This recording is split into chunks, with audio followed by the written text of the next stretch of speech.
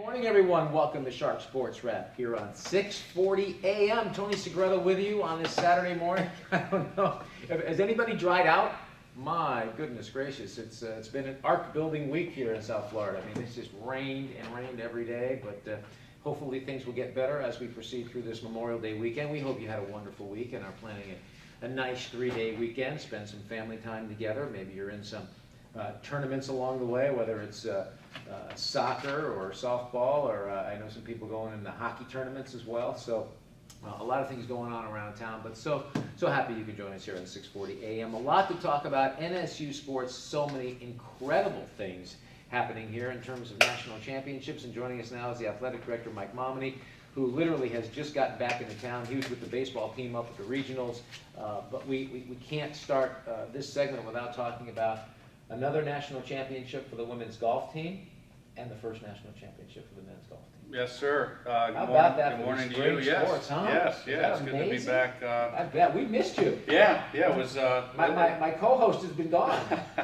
No, it's been a great run, Tony. Last couple of weeks, and obviously capped off to this point with the men's first golf national championship and the women's fourth in a row. So that took place a week ago Saturday, and or a week ago today, and just a great run. Baseball, prior to that, making a run into the regional playoffs, and of course we're about midway through the rowing championships right now in West Windsor, New Jersey. So it's been a good run, and like I tell my family and my friends and everyone, it's good to be busy in the mid to end of May. That means your teams are playing deep into the NCAA postseason. I have to tell you, before we get on the golf, I have become such a fan of this rowing team. Mary Ellington has done an incredible job, and there hasn't been a rower that I haven't met that hasn't just been delightful. I mean, absolutely delightful. A special group of young women, just bright-eyed and so intelligent. And what's amazing is half of them, and there's a team of 32 on the rowing team here, I think half of them didn't even come here as a rower. They came here with other sports in mind. Right. It's certainly a team that goes under the radar. A lot of people don't know about the sport itself, or since it's an off-campus sport and there's no home, regattas, they sort of go under the radar. But train in the pool here. It is, yeah. We train down at the Hollywood Rowing Club down in the North Lake, South Lake area, down in Holland Park in Hollywood. So, but it's a great group of girls. High academic achievers. Obviously, a lot of discipline, hard work. They practice. They get up at 5 a.m. in the morning. They're on the water at 5:30, and then back to class at 8. So Mary's done a great job as the new head coach of the rowing team. So hopefully they can come back with some hardware. They go into the national regatta, ranked 3rd in the country, and it's always a special event up there with all 3 divisions competing in the same regatta, Division 1, 2, and 3. It's pretty neat. And they have Humboldt State and they have Western Washington, which are traditionally national powers. But we're talking about a team who has really excelled and has really taken notice nationally, and they've done extremely well in different tournaments, different events where they've beaten some of the top-ranked teams. So I think it's testimony to what's ahead for rowing here at NSU. Absolutely, yeah. It's a great sport, and I think you hit it on the head. A lot of the student athletes are just quality student athletes. A lot of Razor Edge students, and very involved in campus. But they're an impressive group of girls. And before we move off of this, I got to tell you, here people may not know about it, but boy, you get up to the Northeast, and you get up into those schools in the Northeast. Sure. Oh my goodness, rowing may as well be football for some of these universities. That's true. It's a New England sport and an Ivy League type sport. You either have it in sort of the Northeast or out west, in California. So those are the traditional powers. There's it's starting to grow here down in South Florida, and people are taking notice. But we recruit a lot of kids out of the Northeast, in the New England area, including New Jersey. But we're getting some of the local rowers, and as you mentioned, some of the girls may not have rowed in high school, but they were athletes. You have the swimmer. You have the volleyball player who has that body type and that athleticism that could be, taught to do the rowing, and again, because it's pure athleticism, one would argue that they're the best athletes that we have on our campus. Let's talk about the golf, backtracking now to them, because I think we really need to talk about, there's got to be a sense of pride from your standpoint. You lose your head coach a month before the season starts. You have to make some tough, quick decisions. You give Amanda Brown the job. There was one coach for both teams. Now you decide to split it up. You bring Amanda Brown from as an assistant to lead the women. She only has 4 players. And you bring Garrett Runyon in to lead the men. And to sit back now and look and see 2 national championships, you have to be so proud.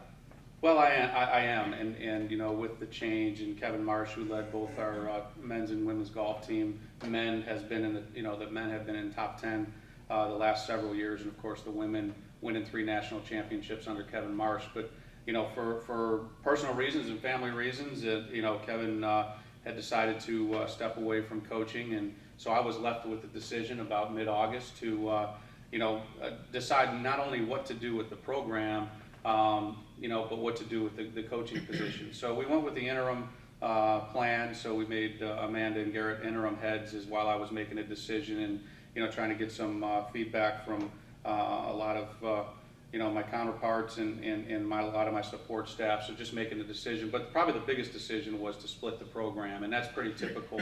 As you would see the model across the country with a men's head coach and a women's head coach. But that impacts the budget too. So you had to figure that out. Yes, yeah, I'm known to be creative with the budget, Tony, and it certainly it impacts the budget because there's only so much in play as far as dollars and salaries and FTEs and full-time employees with HR. But anyway, we figured it out, by about November, December, and I was very proud after doing all the due diligence just to name Amanda Brown, who had been a former student athlete of ours and then a longtime assistant coach, I think 7 years. And name her the permanent head coach for women, and then Garrett Runyon, who's only been with the program for 1 year after spending some time at LSU. He's the captain of LSU, and I spent some time as a caddy on one of the pro tours, the nationwide tour. Grew up in Windermere, Florida, and Orlando. So, sense of pride, I guess. Proud papa moment. But I'm proud. As happy as proud for them, and I know what they had to go through, and we spent a lot of time together that people don't know about, and a lot of mentoring went into play because, as I told them both, you're an assistant, and I've been there, done that. Assistant's one thing, but when you're the head coach and all the responsibility lies on you, from academics to community to the buck stops with you. So they got challenged along the way. Amanda with only the 4 players after one of our student athletes didn't return in January. So she goes on to win a national championship with only 4 players, and our 4th in a row. So she carried the torch there. And then Garrett Runyon, through the grind of a golf season, they just kept climbing and kept building the program, and moved some players in and out of the lineup. But all the credit goes to the student athletes, of course, but in this particular year, I do give a lot of credit to the head coaches. And what testimony to what this means to the program overall? I mean, there is no doubt that the golf world, you sent out an email the other day of all the publications in the world of golf that featured NSU, and how amazed they were to see, once again, 4 national championships with a new coach, 4 new players basically, and the men finally stepping up and winning it. Well, I think it speaks to the program, when we say it's not really about the head coach, it's not about the athletic director, it's not about the chair of the advisory committee. If you're building a program in the true sense of the word, and building tradition and building the infrastructure that creates championships, it's not about any one person. A leader, of course, has a huge effect on that, but that's just sort of proof in the pudding, and to me, that's what we've been trying to do here for 10 or 11 years, and to me, that's my most proud moment, that, just because it wasn't the former head coach, now we're able just to put someone in, because it's about the kids that you bring into the program, it's about the tradition and the pride that you built within that program, and we're trying to do that across the board. The national news, there was another article that came out today. I got a text from my father-in-law. How about Denise's dad now texting? That's pretty impressive. But I guess it was on the Golf Channel, some kind of mention of the men's and women's team both winning the national championship. And I don't know how many times that has happened, if ever. I think it happened maybe one other time from what I had been told. But it's been special. Golf Digest, Golf Week, and then the Abby Giddings story and the Ben Taylor story. So we're going to ride that wave all summer, and again, hopefully that also puts a better light and a good light on the entire athletic program that we're building championship programs. So here's the question. Who designs the rings? Who designs the rings? That's already been started. I saw a proof of one of one of the rings this morning. But the coaches and the student athletes, I wasn't quite sure what we were doing about 5 years ago or how we were going about it, but we've been fortunate enough. And they have a budget. There's a budget, but I'm going to have to. I have a meeting later in the week with Dr. Hanberry, our president, and Frank DiPiano, because as optimistic as I like to be and as confident as I like to be, we didn't really plan on 2 national championships, maybe a third this weekend. So, but our good friends at Herff Jones, Wayne Beckner, who I know you know, and they've already been in the office designing some rings. But the tough part on the women's side, it's the 4th one, so you want to do something different. But believe me, the student athletes, I remember being with the golf team a few years ago. They were already designing them on the plane on the way home. So it doesn't take long, but there's a lot of input that goes into that. And a special ceremony to give it to them. Yes, we're planning that through Kim Carbo and our special events department and marketing. We're already planning on the beginning of the year. I think we're looking at the end of August when the student athletes come back for a banner ceremony and a ring ceremony. And it's a good problem to have. It's a great time, so we're proud of them. You know what? Let's talk about real quickly, the other sports. Last week we had Leanne Freeland. She's so thrilled about her recruits for women's basketball. We talked about men's basketball. They're happy with what's happening. Track and field, they're losing some athletes, but they're thrilled with what's in the offing. And I know swimming, once again, we have a swimmer going to the Olympics. I mean, just a lot of wonderful, wonderful things happening at NSU. There's great stories, and the coaches continue to do a great job, and all the support staff who makes it possible for these kids to succeed. I said it at the banquet in my little welcome speech. It's about so many people. The student athletes or that coach gets the name in the paper or the headline in the paper, or the athletic director gets the quote in the paper, but there's so much that goes into it, whether it's sports information, athletic training, academic advisors, faculty, staff. So much goes into that, but there's so many great stories, between swimming and then the recruiting. So it's a great time to be a Shark. I think that was duly noted in a couple quotes that I had in some of the papers, and it truly is. And I think we're really reaching that tipping point and trying to create that culture that we've always wanted to create. And we've had some success, but now we're seeing a little more consistency and success. And we hope to think that one sport positively affects the other, and so on and so forth. So everybody's hungry to be champions, but it's in a positive light to create this positive and winning culture, which is again, I feel very fortunate every day I wake up and sit here with you on a Saturday morning or do the radio show with the Big O early in the week, and a little bit of it's surreal because of how much has happened, especially this year. 5 conference championships, 2 national championships to this point, and my good friend, mentor, and boss, Frank DiPiano, probably put it the best I've seen. A quick little email. He's a man with little words, but usually powerful. He said, "You had a great career this weekend." Yeah. so some people build their careers off of just what happens in the weekend, but it's certainly not about me. There's so much that goes into it around this university that again provides these opportunities for these student athletes. I think it's just wonderful because it's a big family, and I know all the coaches, pretty much to a person, were happy with the way their respective teams bonded, and I think that once again testimony to the type of student athlete that's recruited here at NSU. That's where it starts, identifying the right person to not only come in and be successful in their particular sport discipline, so whether that's a rower, basketball player, or golfer, but how they're going to fit into this culture of a university and the culture of the athletic department. And what you just said, Tony, I mean, again, a point of pride for me, because that's not always the case in athletic departments. Well, it sure isn't. And there's a lot of there's sometimes some infighting and things like that, and we're all competitive by nature. We're all that type A personality. We all want to, but it's not at the expense of the other team. And you're right, you see the support of the student athletes and the coaches with each other, and spending some time with baseball last week. And they announced the national championship right after the baseball game. Coach Brown announced that the men's and women's won the national championship on the bus back to the hotel. And then the Twitter accounts are flying around and the tweets, and everyone's keeping in touch, and You tweet the me? live stats. Yeah. Are you following me? I will. Well, you got to get a Twitter account. At least follow me. So I have I'm having a fun Twitter with it. account. I'll Yeah, follow you. well, it gives me something to do, certainly, to send out all this great news amongst everyone. Absolutely. It's a great way to keep in touch with the alumni. Absolutely. And That's as big as your father-in-law texting. yes, it is. He hasn't texted me back, so maybe it was my niece or nephew that texted for him. All right, well, listen, congratulations. I know you got to hit the road again, but we're going to be keeping our eyes on the women. They're rowing up in New Jersey, right? West Windsor, New Jersey, so midway through the Nationals, and again, Wouldn't that be there's something? So, they got a tough road to go, but it would be something a special. lot of tradition to beat up there, but again, I think they're going to be right on the tails of the Western Washingtons, who's won 7 in a row up there. Mike Momini, our athletic director here at Nova Southeastern University.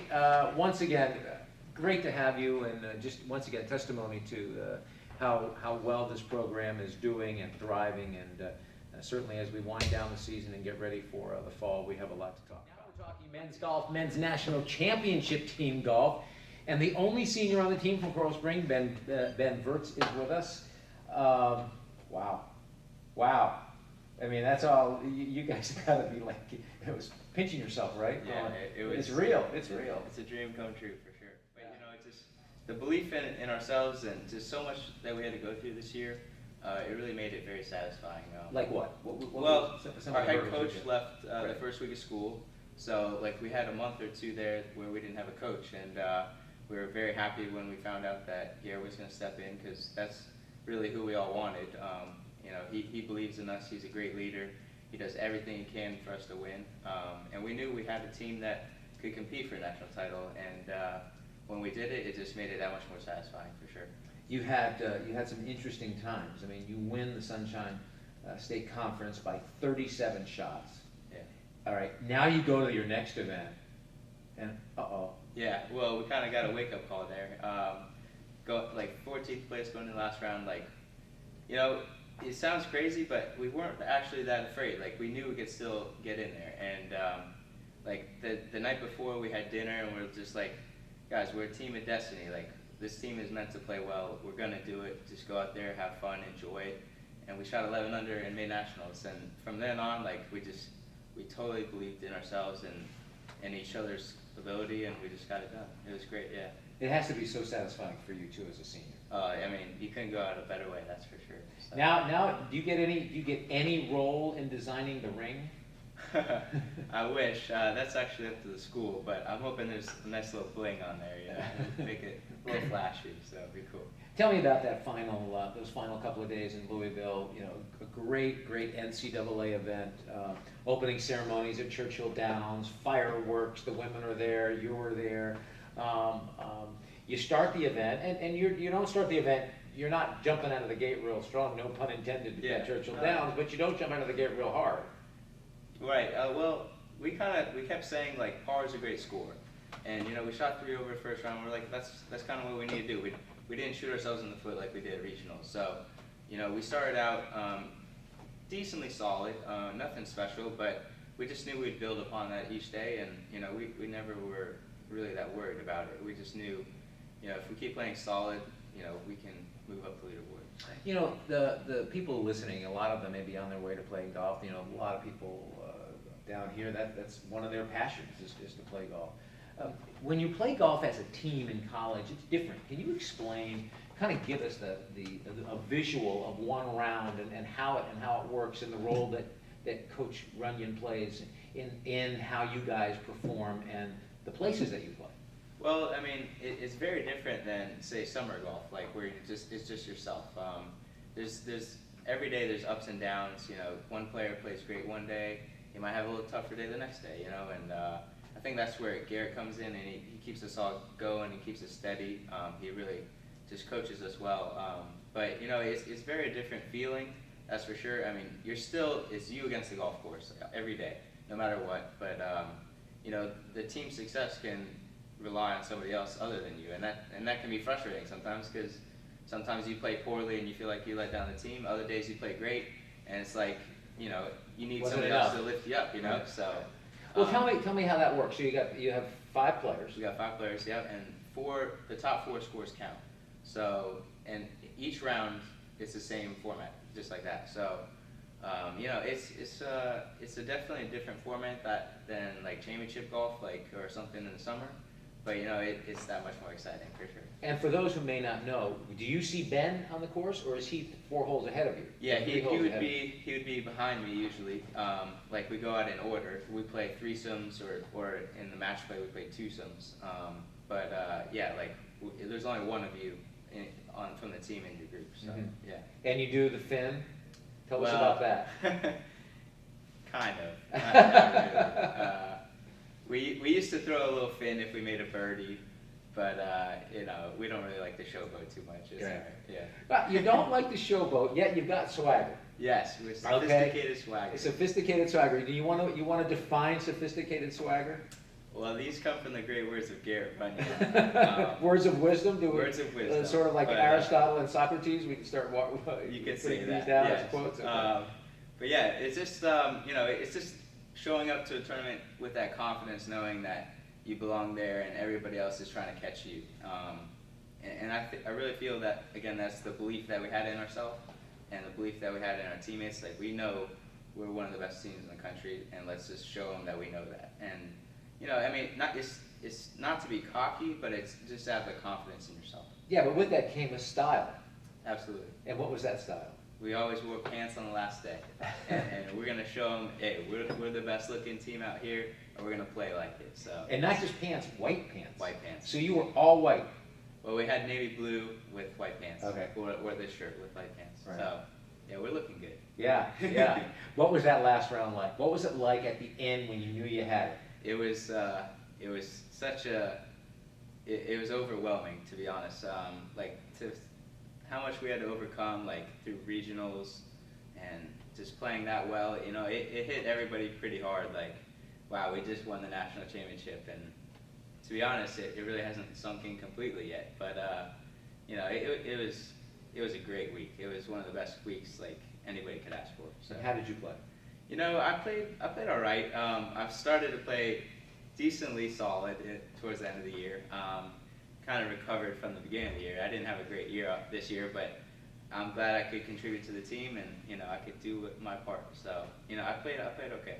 So you graduated. You're, as we said, you're a senior. You've met all your requirements academically. You're a business major, finance.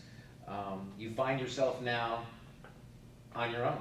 Yeah. Well, Where do we go from here? What does Ben Verts look for in terms of your realistic future?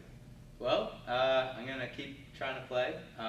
You know, all I can do is control the controllables. So I'm gonna put in the work. I'm gonna put in the time, and you know, see what kind of results I can get this summer.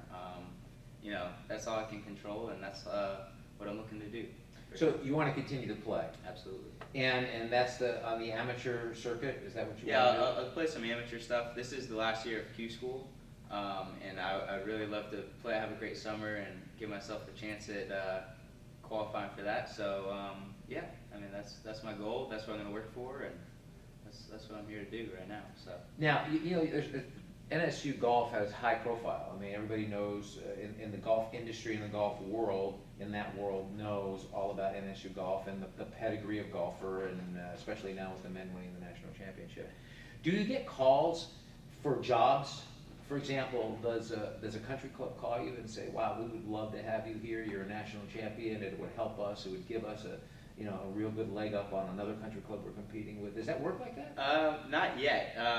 I mean, it's been a week, so it's been very. Yeah, well, look, come on, you're a senior, you're a good-looking guy.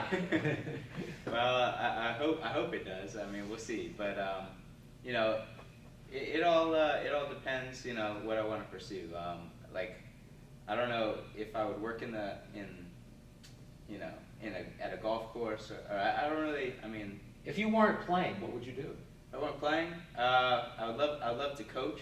I could see myself doing that for sure, or do something in business. I mean, the options are endless. Put it that way. Yeah. What a career! And you got to do it at home, and I think that's what makes it so Yeah, special. for You sure. went to, you're from Coral Springs.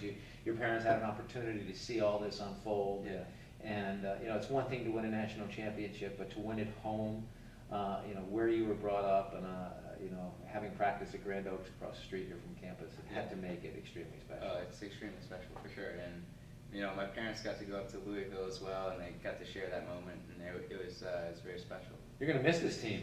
Oh, like, you have no idea. I'm already missing them. They just left this week, so the boys are. Yeah, it's.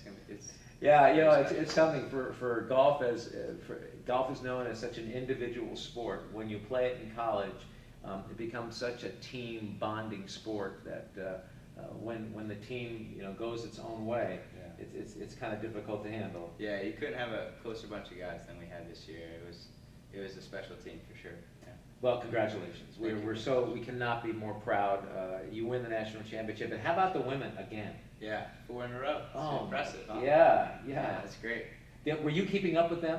Yeah, I mean, we had golf stat up on our phones, and we were like, oh, it's finally done. They did it again. So, a little dynasty they got going there. So Yeah, and they did it with only 4 players the whole year. It's very impressive. Yeah, and you know, and for Garrett, the same thing for Amanda Brown, their head coach. Same thing. She stepped in. Yeah. You know, and they had to overcome just as much, you know, and they had 1 less player. So, cheers to them, you know. Yeah. Did you guys ever play together? You know, we don't play together that often. Like, we kind of have our own separate bubbles we're kind of in. But I don't know if that's because we wanted to get our first one, and, you know, maybe now we'll practice a bit more, but we kind of have. Can you imagine if you had doubles in golf like you had in tennis? You guys would be unbelievable. We'd be okay, yeah. Ben Verts, a member of the NSU Men's National Championship golf team, their first ever national championship, and they did it in Louisville, Kentucky on a great course. In fact, the course where the University of Louisville plays. And they did it at the same time as the women did when the women just won their 4th straight national championship. What a great testimony to the golf program here at Nova Southeastern University. Ben, a pleasure to meet you. Congratulations. Best of luck in your future. You've had a great 4 years here. I appreciate it. Thank you. Ben Verts, we'll be right back here on 640 AM. Seeing you means that you're out of the tournament, but what a year. Yeah, we had a great run. I mean, it culminated into the regional playoffs and finished as a semifinalist. Very proud of the group, and they've set the bar high. You know, 2 years in a row going to the regional tournament and playing exceptionally well.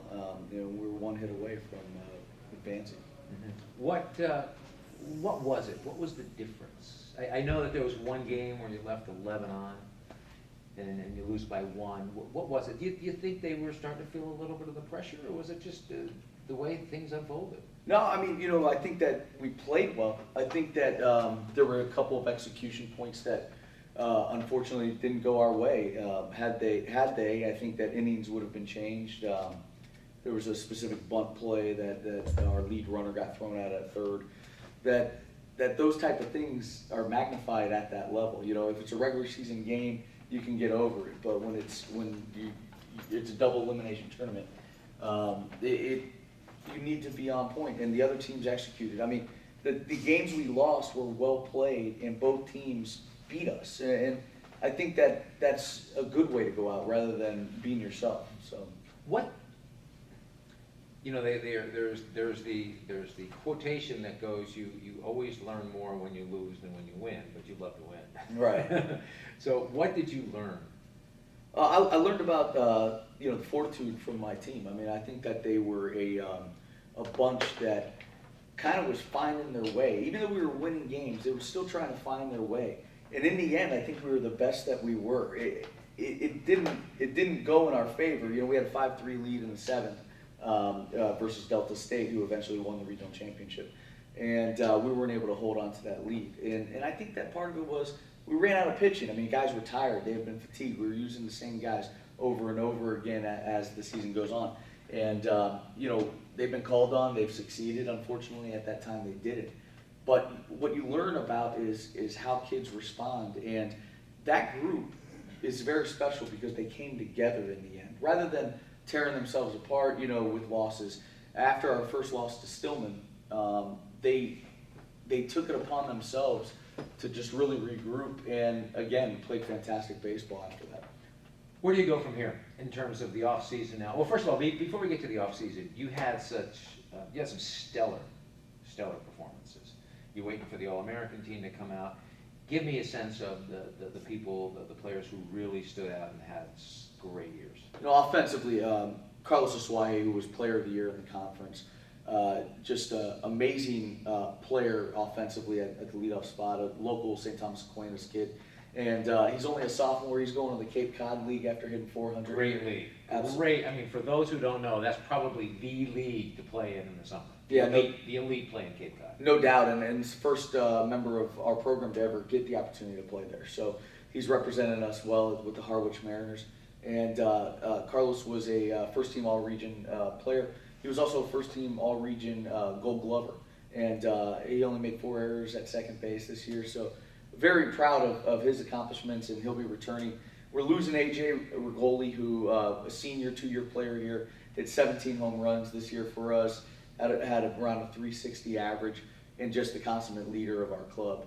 So that, from the offensive standpoint, is going to be very hard to replace, as well as other complementary players like Dan Pettibone, who had 9 home runs, Nico Echeverri, who was a 5-year player here, Scott Woodry, who was a 5-year player here, Javi Suho, who was a Gold Glove first baseman who also hit 350. So we're losing a lot offensively, you know, because we were an older club. And then on the mound, we're losing the guy to me who was he was a vital loss basically for the whole year because we only could use him sparingly due to his health. Was Sean Ty, who he was our ace the year prior to when we made the regional run, and this year converted into the closer role. And when healthy, was as good as anybody in the country. The draft is coming up. Mm-hmm. Who do we have, if anyone, that you believe will be drafted and has a shot? Yeah, I think A.J. Rigoli is definitely going to get drafted. You know, within like probably the second day of the draft. And the other guys that have been getting inquiries have been Cody Stiles, who's a junior right-handed pitcher from Terabella High School, and then Javi Suho, who was here for 1 year. Just again, all 3 of them will be great representatives of this university as they move on, and hopefully they get the shot. I mean, I think that one area of concern is always when you lose juniors, but I think the flip side of it is that I want my guys what's best for them, and if they're prepared, and I believe that the way we develop players prepares them for professional baseball and success within professional baseball. I think that we will help them get out. Mm-hmm. So where does that leave you? That leaves you with a big recruiting tool to go out and get players and say, hey, listen, you can really be a part of something because we need players. Now, do you go a lot local? Do you go outside national? Mostly local. I mean, the guys that we're just pumped up about are really within the Broward-Dade County lines. The bat that I'm so excited about is a kid named Alan Sharkey out of Coral Springs High School. High-profile player, left-handed hitting first baseman, outfielder, and he's likely going to be drafted in this upcoming draft. And so, you know, selfishly, I hope that he still lands here. But obviously, you wish what's best for the kid, and they make an educated decision. And as we build the class, what we've tried to build is on depth on the mound and guys with upside. So Felipe Suarez does such an outstanding job in developing players that when we get them young as freshmen, we have time to really make them mature. And as is in the case of a guy like Zach Westcott, who led our pitching staff this year as a sophomore, after getting 7 innings as a freshman, he had 8 victories this year as a sophomore, and threw 90 innings. And then guys like Vinny Contaldi, who ended up making the 3rd game regional start, and he was a 3-year guy, going to be a senior now. And his innings have just climbed steady over his 3 years here. Let's talk about. I want to pick up on something. I know that Jim Morris has this issue down at the University of Miami. You may have it now here at NSU with Sharkey. It's so tough to recruit against the draft because if a kid's drafted and the money's right, no matter how much he wants to go to college, it's pretty hard to pass up on the money. I know Jim has a tough time at the University of Miami keeping players who recruit them, they'll commit, and they'll get drafted, and they're gone before they even show up on campus. I know those are the rules, but boy, those are tough rules to play by. Yeah, and it's very difficult to replace a guy. I mean, in the case of University of Miami, they had a Archbishop McCarthy player named Castellanos, Nick Castellanos. Yeah. And he signed for $3.5 million or so. With the Tigers. With the Tigers, he's a leading minor league hitter right now. So they did a great job in recruiting and identifying the right player. and unfortunately, it's not the right player unless he shows up on campus. So in the case of our recruiting class, it's very difficult to replace those type players. And I think it's a testament to the job we're doing. We're identifying the right kind of kids. And if professional baseball wants to take them, they need to pay them. And I think that's the trouble, is that professional baseball is so attractive. It's glamorous. It's all those things. But when you look at it from the perspective of being a player or being a former scout, which I was, you understand the grind that it is. So it's not as glamorous. The glamour's in the end, there's no doubt. But the minor league grind is a grind. There is no glamour in that at all. Those bus trips get awfully long, and summer days in places like Beaumont, Texas, gets extremely difficult. And if there's a financial investment in you and you're ready, it's a great career choice. The only issue is that when you look at the major leagues and how many guys that went to college are now playing in the big leagues Well, it's a good versus high point. school. I think college baseball has risen to a point where, in terms of its quality, where it's equal to, in many cases, rookie ball or A ball. Don't you agree? It's a developmental league. There's no doubt about it. There's a difference between pro instruction and college instruction, but there's also formidable years for these players that they need to get accustomed to being away from home. They need to get accustomed to providing, and the maturity that happens within those 3-4 years of college baseball that prepares them for success in professional baseball. Because too many times you see these young guys that go out and they don't necessarily have the tools that they need in the character of the person or whatnot to succeed. And all in all, you want every single person to have the opportunity to succeed in this game. What role do the parents play in all this? In the decision-making process? Yeah, when it comes to, okay, I've got the offer to play ball professionally, and I've got the offer to go to college. I think every case is different. And in my scouting and the guys that I signed, every negotiation I went into took on a different life of its own, just because there's different dynamics that come into play, whether single-family home, whether they're educated or not, at the higher level. The importance to the kid of getting his college education immediately. Does he have the discipline to go back and get his college education? Because you get released at 24 and now you have 4 years of college to make up. You're behind the 8 ball a little bit. Right. Well, I know you got a big job ahead of you. The recruiting seems to be going well. I know we've got, you got a lot of schools to choose from. McCarthy just won his 3rd straight national state championship. Amazing. So I'm sure you're going to be looking at some of those athletes. And I know Heritage won a state championship. You're going to be looking at those athletes. Cooper City always has a few great baseball players. So I know you can't talk a lot about some of them, but certainly I know you're going to be a busy man the next month or so. Yeah, right when I got home, I just hit the road. On Wednesday night, I was up watching Pace play up at Port St. Lucie, and I think that you look at the baseball market that we have, and I'm very fortunate because I can recruit winners right away. Right. And when we win our national championship, it's going to be based out of South Florida, and I'm very proud of that. Great to see you again. We would have seen you again like next week or the week after. Me too. But great season, Greg. Thanks Thank a you lot. very much. Greg Brown. Welcome back to Sharp Sports Wrap here on 640 AM with Steve Orris. You talk about, Reggie Jackson in the day when he was playing for the Yankees, he said that he was the straw that stirred the drink. I have a feeling for many people, they will think Steve is the straw that stirs the drink because he is the head strength and conditioning coach here at NSU. You come from the University of Florida. Yes, sir. Where they have a great strength and conditioning program, so you're certainly, your pedigree breeds the opportunity to say, wow, you bring some great culture here. And it's amazing what you've been able to do with these athletes. But you have quite a job, because strength and conditioning takes on many different faces for every different sport. So you just you can't train a golfer like you train a baseball player. You can't train a swimmer like you would a basketball player. Tell me about all the differences and the nuances that you have to deal with. Well, it's a challenge, one that we embrace. But like you said, every sport is different, it's trained differently. The mental makeup of the athlete is different. I don't feel that you can treat everybody the same way. Generally what we'll do if we're training a new sport is we'll look at what are the movements that will make them successful.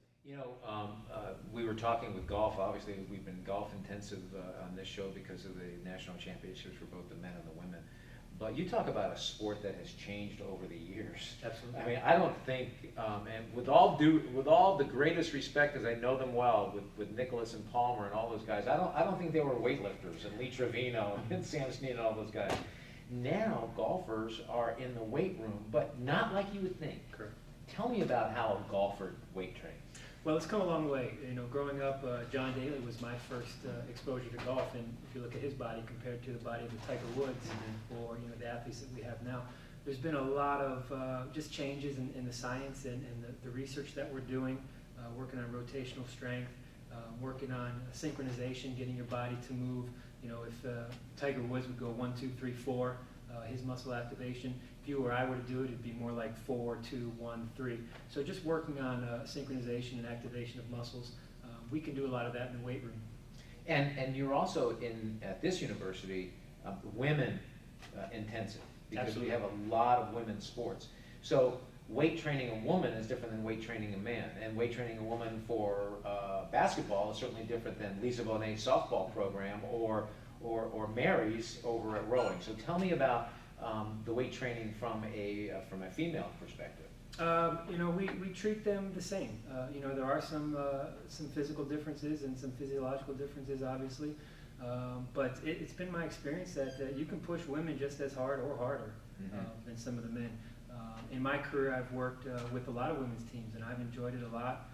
If you would ask me 10 years ago if I would enjoy training female teams, I would have laughed at you. But 10 years later, I enjoy training women just as much as I do men. I know that talking with Mary and talking with Lisa, the rowing and the softball, they attribute a lot of their success to what's going on in the weight room, that it's really changed the lives of their athletes. So that has to be something that makes you feel so proud. Absolutely. You know, we put in a lot of effort, we put in a lot of time, so it's good to see them successful, and it's good to, you know, change the way they look at fitness. How much time do our athletes spend in the weight room with you?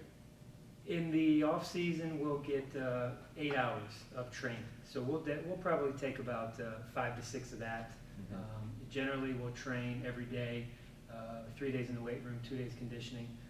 Now, as we get into season or practice, we'll back off a little bit, and they'll get more time on the field. The facility too, you know, we've been talking about the facilities here at NSU, and for those of you who have still not taken the time to walk on the campus here, especially if you live in the Davie, Cooper City, Plantation area, Coral Springs, take the time, because this is really an impressive campus. The weight room here is phenomenal. I mean, I know that even Dolphin players who have been in there go, wow, this is about as good as it gets. And I know that when Clemson trained here during the Orange Bowl, their head coach even made note to Mike Momini that this is better than many D1 schools. Tell me about this weight room. Well, I'd agree with you. You know, I'm just finishing up my first year. As you mentioned before, I came from a big program up north. Our weight room at Nova is right on the level. A little bit smaller than what we had at University of Florida because we don't have football. But you know, it brought me here. You know, the facilities here just kind of emphasize the commitment that they've made to athletics. How important has weight training become for having that, you know, quoting Don Shula, having that winning edge on the field or on the court? I think it's hugely important. You know, our job is typically to put you in situations where you have to decide to quit or to keep going and persevere. You know, when you're tired, when you feel like you can't go on any further, my opinion, that's when the training begins. You know, if you're playing a game, your opponent doesn't care if you're tired or if you are having... That's when they want to strike. Exactly. So we put them in positions to make them make that decision, and hopefully it'll carry over to the playing field. How much pride do you take in seeing that the men and the women golf teams have won national championships? Well, absolutely. You know, as the director of strength and conditioning, it's hard to kind of zero in on one team. Sure. You know, the fact that we have 5 conference championships, 2 national championship teams, and a national champion in swimming, an Olympian. You know, that's what I look at as the program as a whole. You know, personally, the teams that I train personally, I have a lot of pride in them as well. But all 17 teams, I'm very proud of. You know, you have now, just getting away from just what you do on a day-to-day basis, weight training has now become so mainstream. I mean, more and more studies go out, especially for seniors.